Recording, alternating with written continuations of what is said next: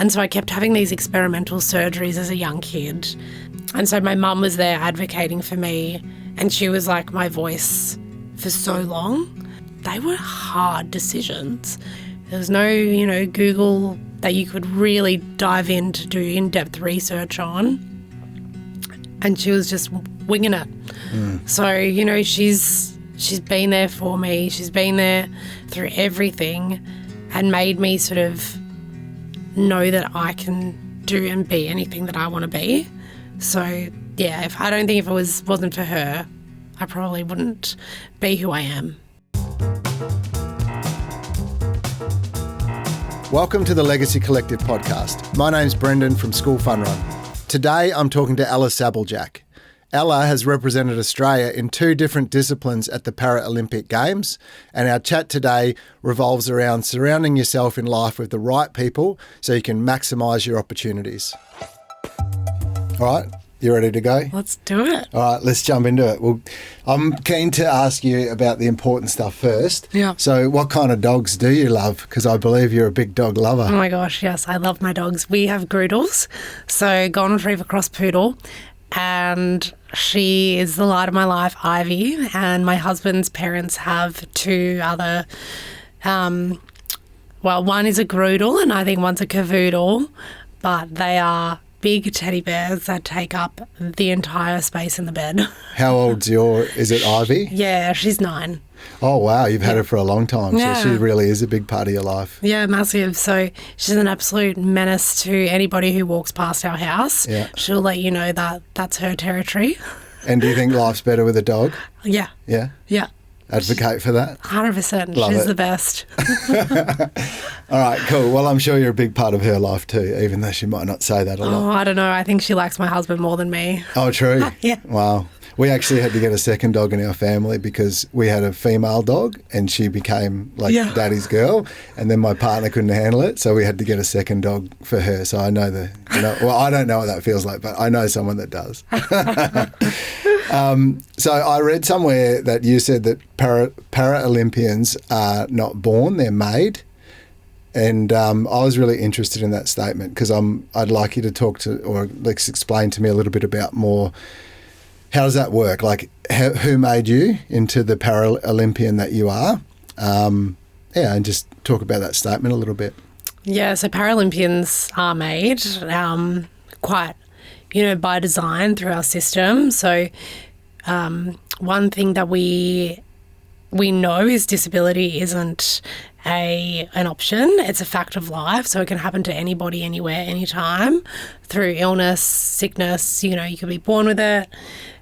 Who knows? So the fact that we have our Paralympic Games to provide people with disability an option to compete in elite sport at, in the high performance space, it is designed to, empower people with a disability to go out and achieve incredible things. If we didn't have the Paralympics, there wouldn't be, the athletes that we see in our media, like Ali Cole, Kurt Fearnley, Dylan Alcott, they're massive personalities.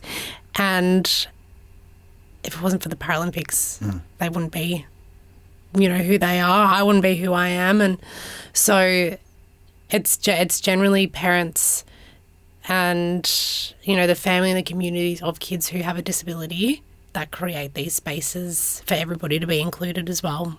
And was that a big part of your childhood growing up? Like, were you watching the Paralympics and thinking one day I'd like to do that? No, I had no idea about the Paralympics. True. No idea. I had a teacher once. I think Sydney. Must have been around Sydney, and we did an Olympics unit at school, and then the teacher, when the Paralympics came around, the teacher did a bit of a Paralympic unit, and that's when I first learnt about the Paralympics, and I did an assignment on Louise Savage and looked up to her, and but obviously I didn't know that I could compete. I just thought, wow, this is awesome. I didn't think of a differentiate between the Olympics or the Paralympics. Sure. It was just I guess like most kids, you're watching things, but you think it's not for me, right? That's for somebody else. Yeah, exactly. And so if it wasn't for those teachers that showed me that this exists, Yeah. I probably would never have known. And then even when I was embedded into the Paralympic or, even like para sport space, it didn't register that it was for me either. I saw my friends go over to Beijing and compete in Beijing, and I was like, oh, how cool, they're on TV. Yeah. Not once did it jerry that maybe that could be me. Really? Either. Yeah. So when did that happen then? When was it apparent to you that this was something that you could be great at? Yeah, really good question. I think maybe post London.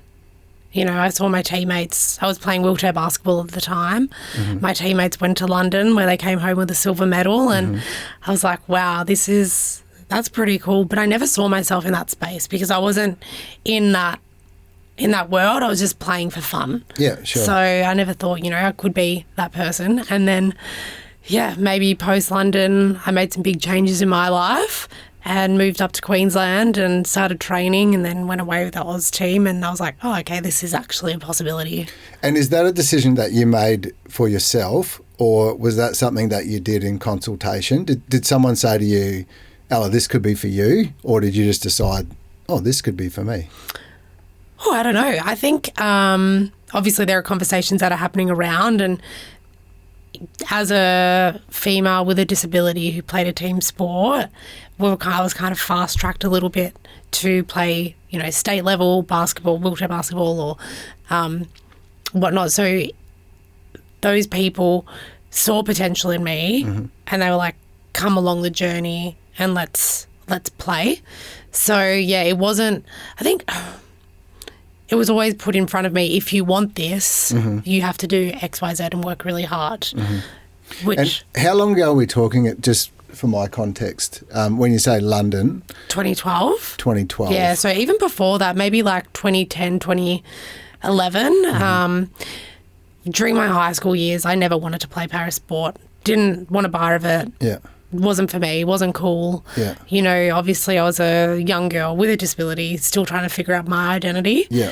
And I just associated parasport with people in wheelchairs. Yeah. And do you think it's, because that was, 10, 12 years ago, do you think it's come a long way since then? Like when you were that little girl looking at the world, do you think there's little girls and boys now at primary school that are living with a disability? Do you think the world is a lot more open to them in terms of hopes and dreams just because of social media and, as you say, like the rise of the Paralympic Games and things like this? Yeah, I think so. I 100% think so. I think there's more opportunities now for people to play parasport in whatever way they want to play. If they want to play wheelchair basketball, wheelchair rugby, para athletics, whatever it may be, swimming.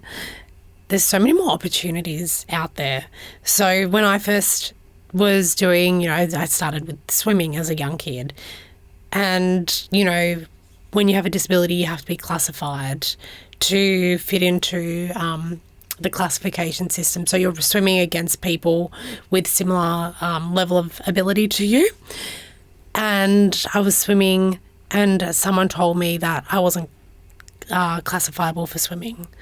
So therefore, that one person then pushed me away from swimming because I was like, okay, well then this isn't for me. But now you could go down to Carrara Indoor Stadium. We've got a wheelchair basketball club there. It's happening. It's in your face. At Griffith University there's the track that they do para-athletics on a Saturday morning. We've got our para-sport embedded into the high performance strategy through the Australian Sport Commission. So from the top down and then bottom up, nowadays, access to sport is it's so much more available than when I was a kid. I'm not saying it's great now. Yeah. We still have a long way to go.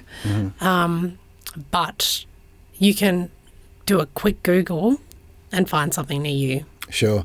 And that's the things that you just spoke about are very tangible, mechanical things. Like there's places to go and play different sports and it's more available, I guess. On a personal level, like just talking about your legacy now, do you ever stop and think that you're a part of that? Like from a I don't want to say marketing point of view, but if a kid sees themselves in someone else, it's more likely they're going to aspire to go in that path. So by you doing what you've done and playing, multiple sports at the highest level, do you just sit back and have a level of pride to say that you might be inspiring someone to go to those type of events that you just talked about? Yeah, I think I'd like to see myself having a part of it, and I think I do. We were out at a school. I used to run wheelchair basketball demonstrations with kids in schools, where we would run, year 12 or high school kids in wheelchair basketball. And they had a young girl at this school in prep with, she had AFOs, which are splints on your leg, and she was in prep. And one of the teachers saw that, we had wheelchair basketball, and they're like, oh yeah, we'll bring her out and she can experience this. Oh my God, she reminded me so much of me when I was a kid, this little sassy girl who came up and told a year 12 kid to get out of a chair, it's my turn, jumped in this chair and just played. She was queen. She was out there dominating, like just freedom. Yeah. I saw her and her mum a couple of years later at a local basketball tournament up in Brisbane, and I recognised staring at her, and I was like, is that her? Surely, like, she's grown up so much. Obviously now she's probably in grade 4, not prep, and she's playing, and her mum comes up to me and she said, thank you so much. If you didn't come out to her school and you didn't show that she could play this sport, we would never have been exposed to this. Yeah. And so just her, and I'm like, oh my gosh, it warms my heart every time I think about her. And now, like, with all my free time after sport, I'm starting up a women and girls only basketball session, wheelchair basketball on the Gold Coast, because of her. And like the young girls that are coming up that, I didn't have opportunity like they do. And I want to make sure that there's a safe environment for these young girls to compete in sport, however they like, because we've got stuff now. So I don't think if it wasn't for her, like, I probably wouldn't have been motivated to do it, but she just reminded me so much of me when I was a kid. Yeah. And I'm like, I want to. I love that story. Like, we call this the Legacy Collective, because that legacy, like that feeling, like I've never competed at, high levels like you, but I feel like that's worth more than a gold medal. Like, that's your legacy, like to inspire other people to do great things.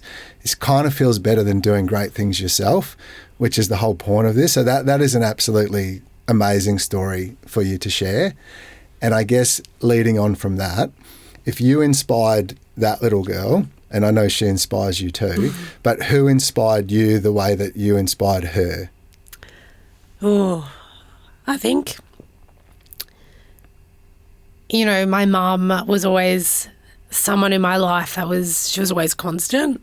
And so she was the one there advocating for me, fighting for me as a young girl. I grew up with having multiple surgeries because I didn't know, how to, I don't know, not what was wrong with me. They knew, what my condition was, but they didn't know how to, like, fix my gait and, like, my walking. I kept having foot drop.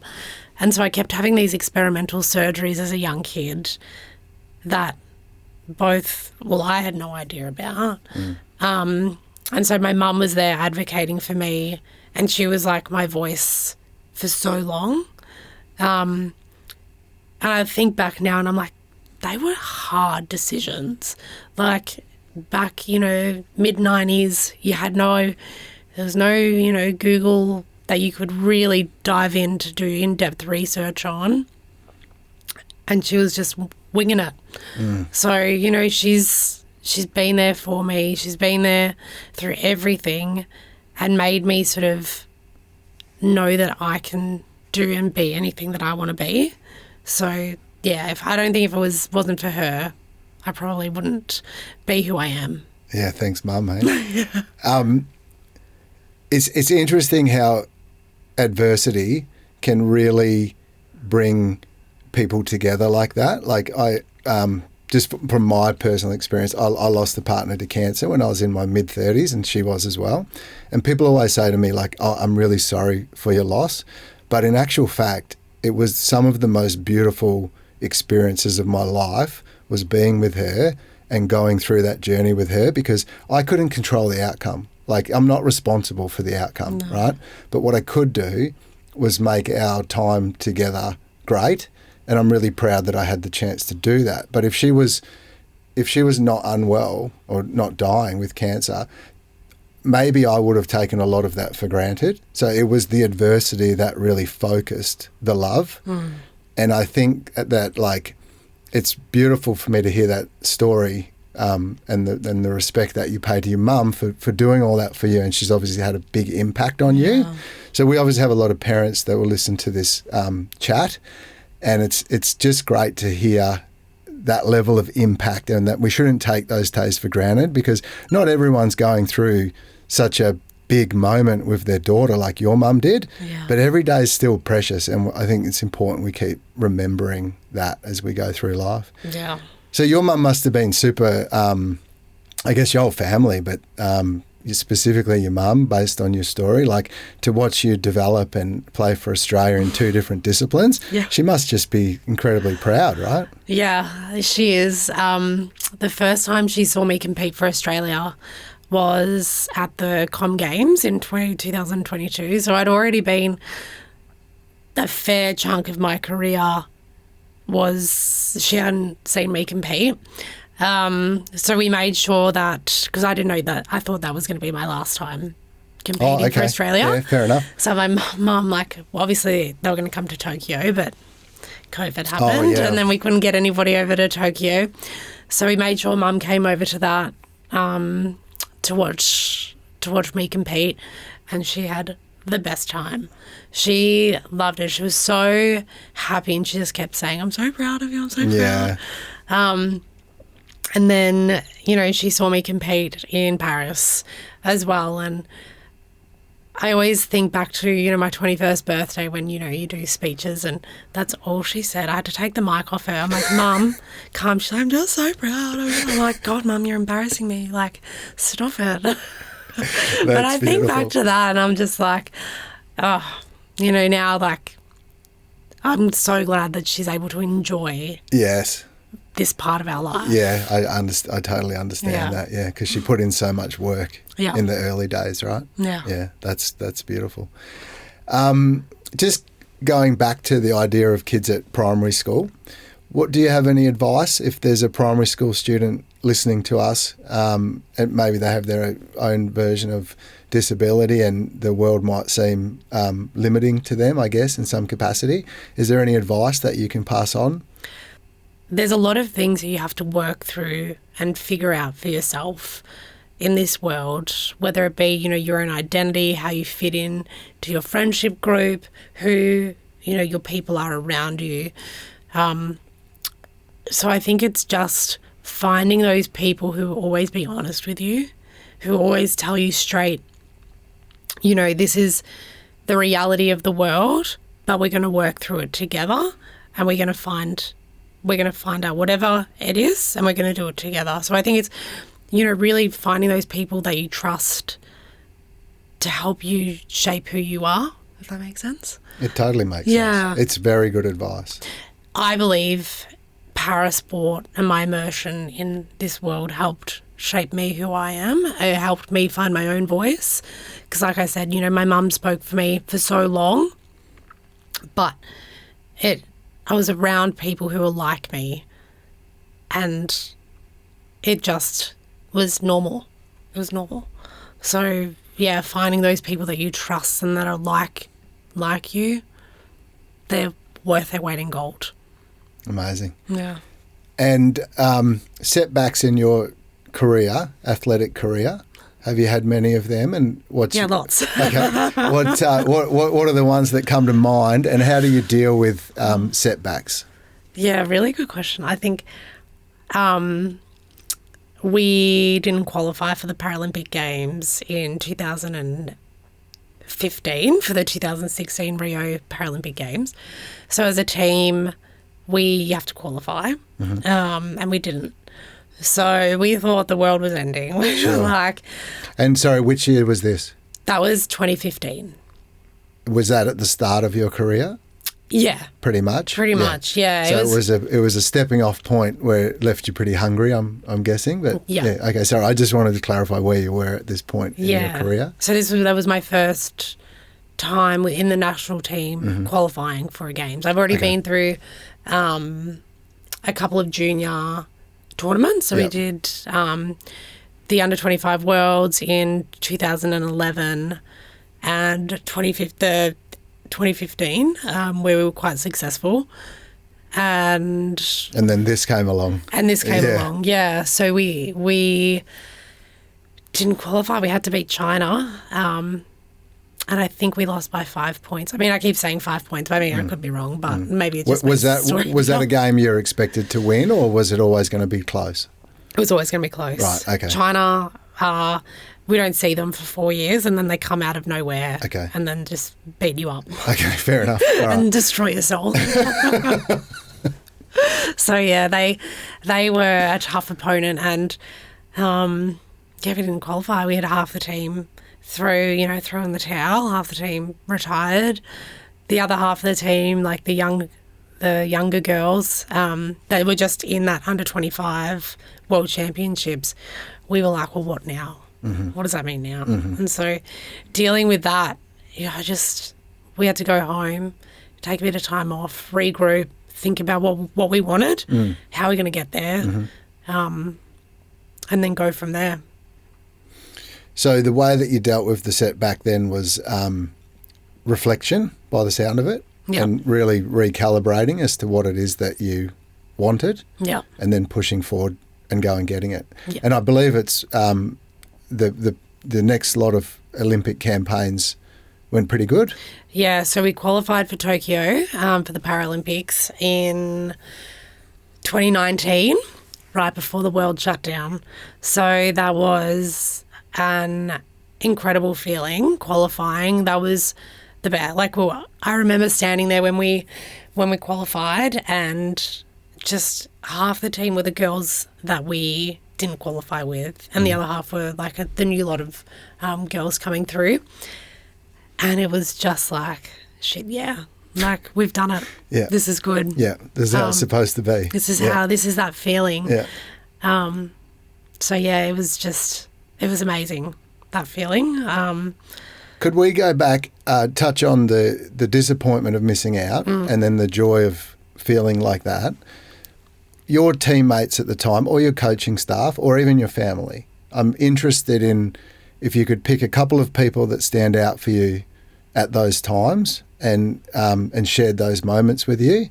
Did anybody give you any good advice or any support that you would like to talk about? My husband actually, so he played for the Rollers, which is the men's wheelchair basketball team, and he was so crucial in my career, my development, because he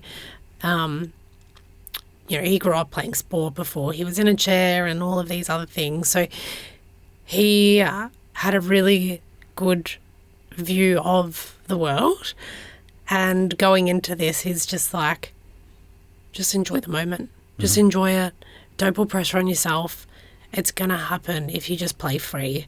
So I've always played free in my career. I don't like too many restrictions on me. I just want to feel and play on intuition.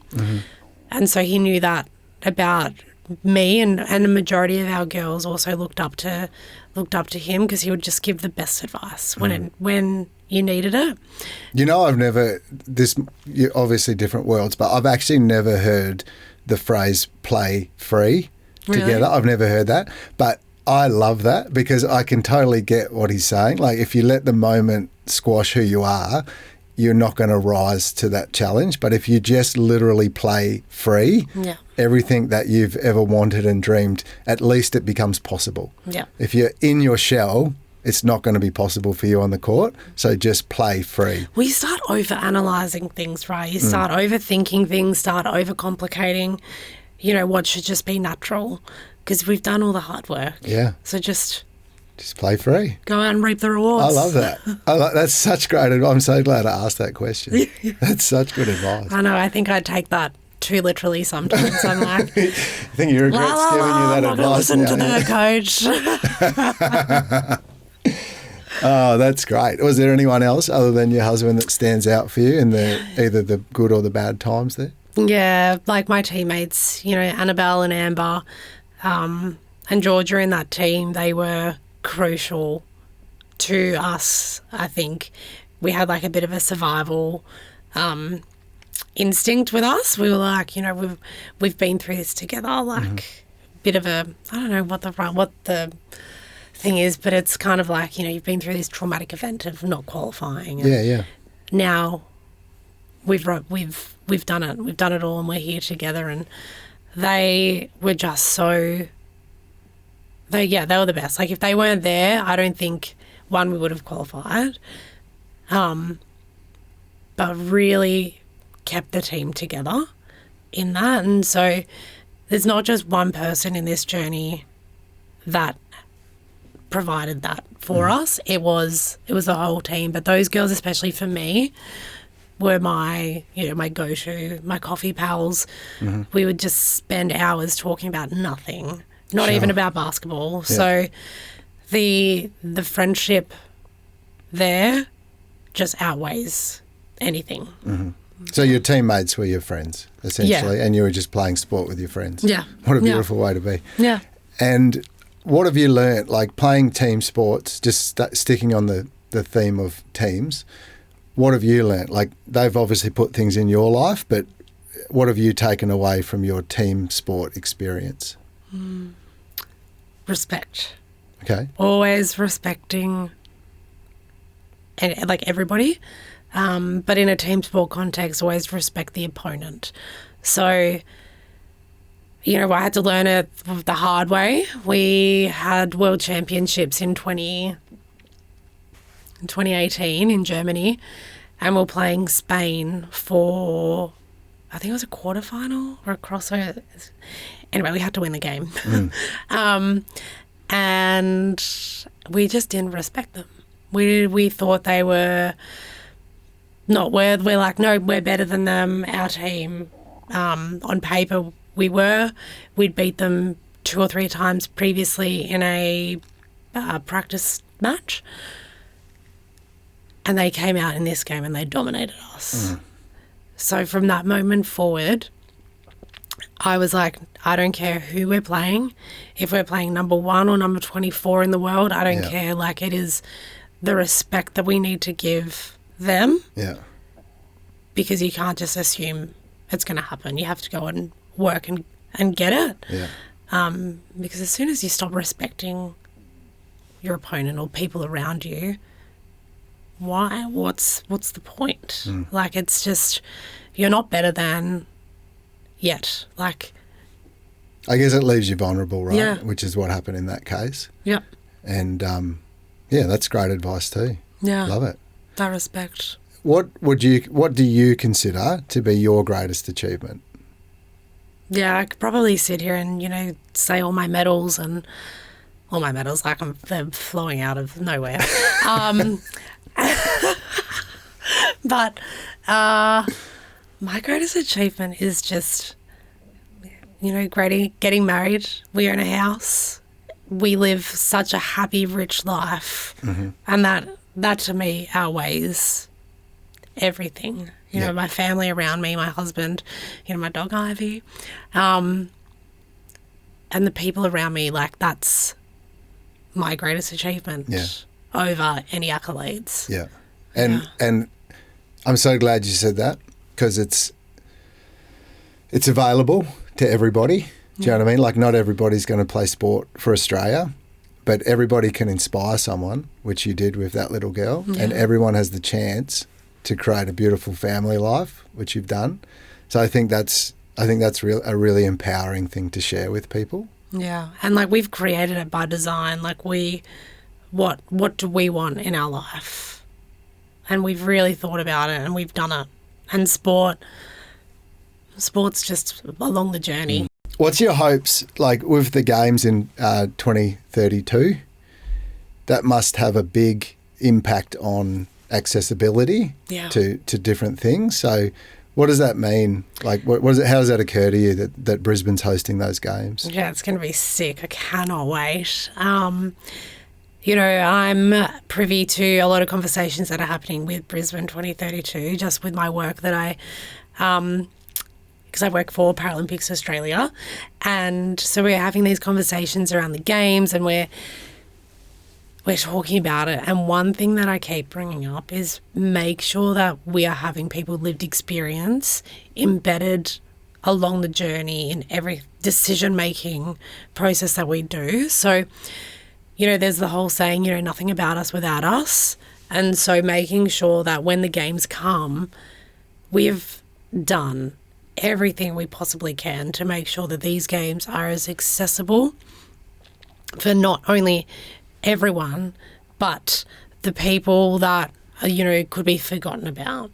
So it's making sure that somebody who's, you know, perceived as having the most severe disability can access the games. And how do they access it?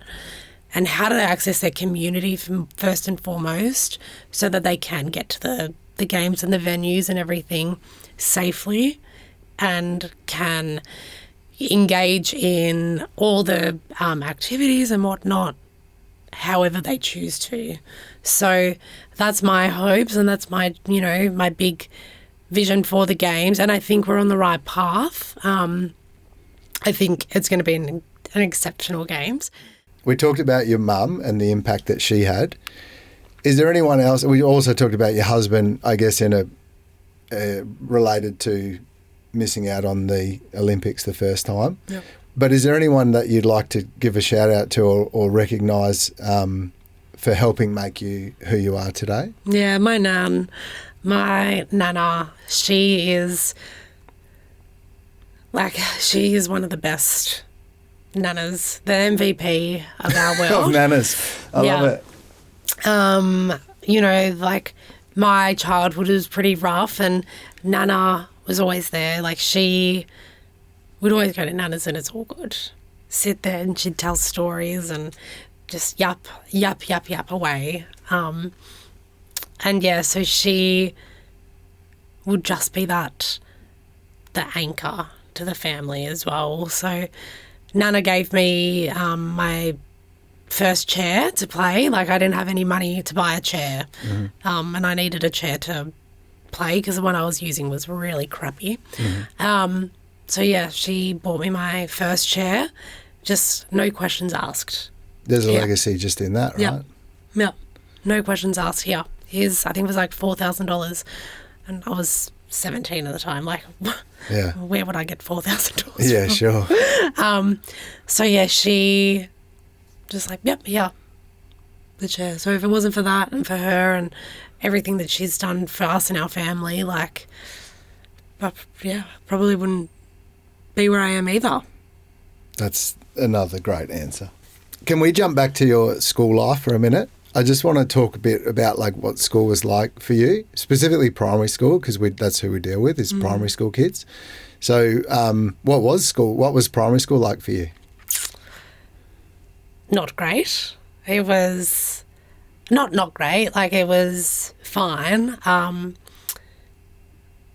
But I was in a school that was 2 stories and I can walk upstairs, but not very safely. Mm-hmm. And they put me in an upstairs classroom at this school, and I fell down the stairs a couple of times, and the school just didn't realise that they needed to make this reasonable adjustment to move the classroom downstairs. Yeah. And as a teacher now, I wouldn't think twice about that. Yeah. Sure, we can make that happen. And yeah, they didn't know a lot about disability. I was the only kid in the school that had a physical disability. So the way that they did things was, again, I was a guinea pig in how we're going to do it. It was always, we'll see if this works or whatnot. So the upstairs classroom, then I got moved down, which was brilliant. And I remember my PE teacher, who now was doing the best that they could. Back then had no idea about parasport, no idea. I remember I was in grade 2 and I did a wheelchair basketball thing, it must have on the weekend or something. Was first exposed to wheelchair basketball when I was in grade 2. And I came to school and I was so excited, and I told the teacher about wheelchair basketball, and instead of including me in the activity, he's like, just go sit over there and pretend to push a wheelchair. So I was like, okay, and it was just bizarre to me thinking about it. But if it wasn't for those experiences, again, I remember them because they were really important in my development. I wouldn't be able to go back and try and influence and change PE teachers now to make PE more inclusive for everybody. There are many options out there to make everything more inclusive. There's so many, sports that you can adapt to include everybody. But yeah, primary school, my classroom teachers were wonderful. They were great. Like I said about that teacher who taught me about the Paralympic Games, she was fantastic. But we also have to remember it was the mid-90s as well. So there wasn't a lot of emphasis on inclusion as it is now, because I think schools have gone to that inclusive model rather than the integration of bringing special schools in to mainstream schools. It is immersed into schools now, so it is normal. Yeah, I do think it's a different world. So different. At School Fun Run here, we work with a school on the Sunshine Coast called Chancellor State College, and they have a little boy there, Finn, who lost arms and legs to meningococcal, and he goes to that school. But the school, it's a normal state school. It's not a special school, and it's possible for him to go there because the school community makes it possible. And every time I go to that school, I always just think it's just an amazing community because, and I guess we have come a long way, but at the same time, you say back in the mid-90s, someone my age, it doesn't feel like that long ago. No. It seems like we've come a long way in a short period of time, and I know that there's still a long way to go. Yeah. But gee, the mid-90s, that wasn't that long ago. No. You're not talking about the 1800s. No. You're talking about, a couple of decades ago. But if you think about the advances in, curriculum and whatnot since then, and making, differentiating learning and learning styles, and so much more knowledge is placed on to that, which opens up so many more perspectives around learning and teaching. So we have to make sure in the classroom that every student is being catered for academically now and physically. But back then it was kind of all together, we'll all learn the same thing. Sure. And everybody will be the same. But in saying that, you talk about community.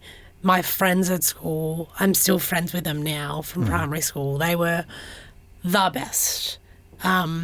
They made sure that, they included me in everything. And not once did I feel like my disability was an issue or used against me or whatever it may be. It was or maybe we'll walk this way because it's there's no stairs this way, so then Ella can walk with us instead of me just doing it by myself. So the group of friends that I had in school, they were the best, and they still are. Yeah, I wonder if there's something we can talk about there for primary school kids that are listening, the power that they have that they might not know that they have. Because as you say, one bad comment can inspire someone, but it can also have the opposite effect. And one good comment can also go a long way. And if you do, with your friends, they were obviously good friends, for a long time, including up till now, and that meant so much to you.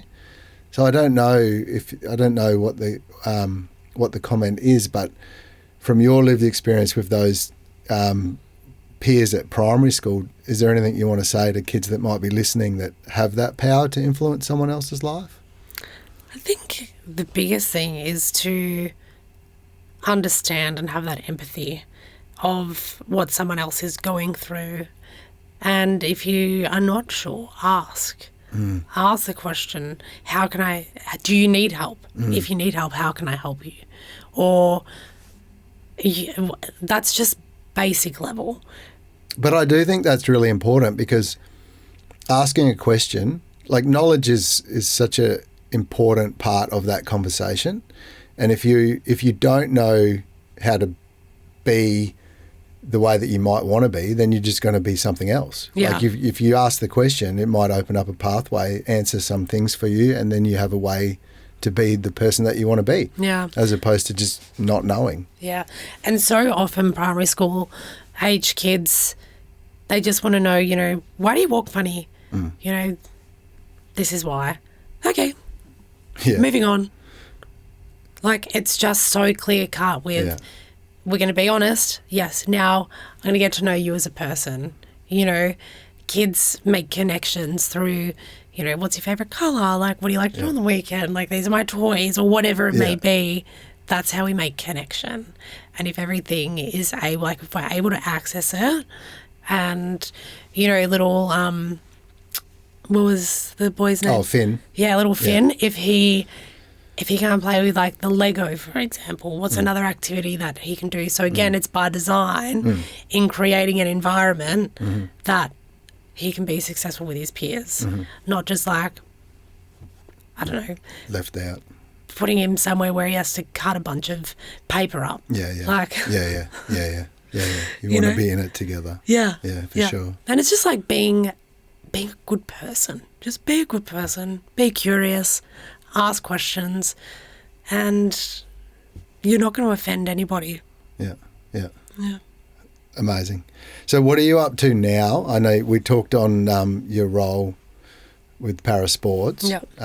I hear that you're involved with the podcast. Yeah. And do you want to talk a bit about what you're up to there, and maybe touch again on the basketball? Yeah.